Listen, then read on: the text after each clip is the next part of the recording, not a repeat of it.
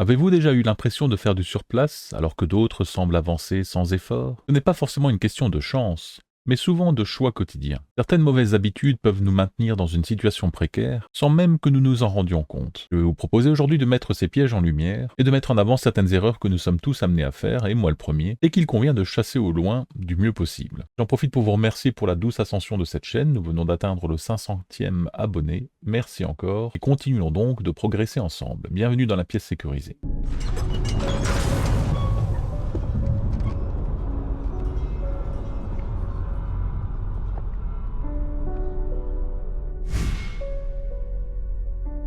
Premier point, passer trop de temps devant un écran. Que ce soit les émissions de divertissement, les chaînes d'information ou tout simplement les vidéos sur les réseaux sociaux, tout est conçu pour capter notre attention. Regarder les autres réussir ou simplement se distraire, c'est une chose. Chaque heure passée devant un écran, c'est une heure qu'on pourrait investir dans l'apprentissage d'une nouvelle compétence, dans de l'enrichissement personnel ou dans la création d'un projet. Les loisirs sont évidemment importants, mais ne vous contentez pas simplement de vivre par procuration. Deuxième point, négliger sa santé et son alimentation. Ce que l'on met dans notre assiette affecte directement notre énergie et notre productivité. Une mauvaise alimentation, un mauvais suivi médical, tout ceci peut entraîner du temps perdu, des ressources perdues, que ce soit en médicaments, en traitements, en analyse, voire même en consultation liée à des maladies chroniques. Protéger votre capital santé vous permettra de simplement tenir plus longtemps, passer du temps avec nos proches, faire plaisir à ceux auxquels vous tenez et profiter évidemment de tous les efforts accumulés jusque-là. Troisième point, acheter à la moindre promotion. Acheter un produit uniquement parce qu'il est en promotion est souvent une illusion d'économie. Si vous accumulez des articles inutiles sous prétexte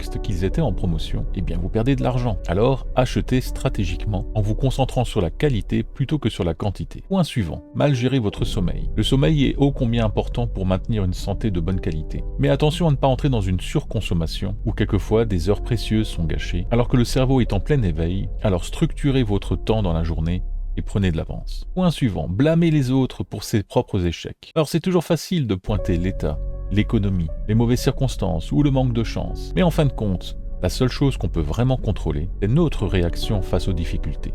Ne pas se comporter comme une feuille morte qui serait ballottée par les vents, mais s'adapter, se prendre en main, en s'adaptant certes aux événements extérieurs, mais en ne cherchant pas à les utiliser comme justification pour ne rien faire. Le défaut suivant est souvent de ne pas épargner. Sans une petite réserve financière, le moindre imprévu peut se révéler être une catastrophe. Une panne de voiture, une facture médicale ou une perte d'emploi peut nous mettre dans une situation très compliquée. Alors commencez à construire un petit fonds de secours. Un fonds de secours démarre à partir du premier cent. C'est de toute manière une logique de capitalisation qu'il faudra bien commencer à avoir pour tous ceux qui ont moins de 50 ans et qui espèrent toucher une retraite un jour. L'autre point à éviter est de s'endetter et de dépenser avant d'avoir gagné. Si on doit emprunter de l'argent pour s'acheter un téléphone dernier cri, une console de jeu, ou encore des vêtements de marque, eh bien cela me semble être une erreur. Un crédit pour moi doit servir à investir et non à consommer. Une dette bien gérée peut être un levier, mais une dette mal gérée est une prison. Dépenser avant d'avoir gagné vous enferme dans un cercle vicieux où chaque mois devient une course contre la montre. Essayez toujours de vivre un petit peu en dessous de votre niveau de vie. L'erreur suivante est de ne pas planifier sa vie familiale.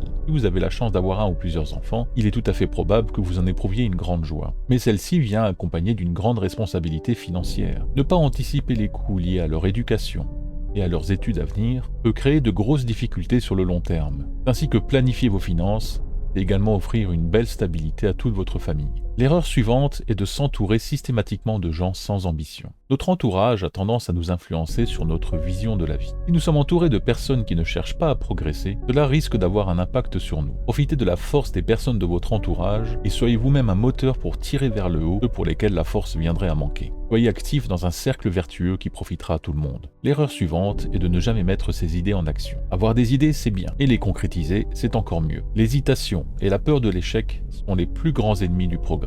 Alors testez, lancez-vous, corrigez-vous en cas d'échec. Mais il vaut mieux tenter quelque chose et échouer que de regretter de n'avoir même pas fait le premier pas. Et l'erreur suivante est liée à ça, c'est d'attendre que quelqu'un vienne nous aider. Peut-être que vous aurez cette chance d'avoir une personne qui vous tendra la main au bon moment, mais ce ne sera pas toujours le cas. Alors considérez d'emblée que vous serez seul à vous prendre en main et n'attendez pas forcément le salut d'un État, d'un patron ou d'un ami riche. Votre réussite dépend de vous, prenez votre destin en main. Et la dernière erreur pour moi est de ne pas chercher à apprendre et à se former. La connaissance est un outil puissant. Ne pas apprendre, c'est stagner. Alors lisez, formez-vous, entourez-vous de mentors. L'investissement dans l'apprentissage vous sera bénéfique très valorisant. En bref, si vous vous reconnaissez dans certains de ces points, ce qui est mon cas, il y a encore certains de ces points qui doivent être réglés de mon côté, chaque jour est une nouvelle occasion de changer ses habitudes. La clé est tout simplement d'agir dès maintenant. Alors fixez-vous un objectif, commencez par quelque chose de simple. Ces petits ajustements seront très bénéfiques et vous ouvriront de nouvelles possibilités à venir. De la même manière, protégez votre épargne et posez la première pierre de votre future indépendance. La vraie richesse commence déjà par des choix quotidiens intelligents. Alors quelle serait votre action pour un meilleur avenir ?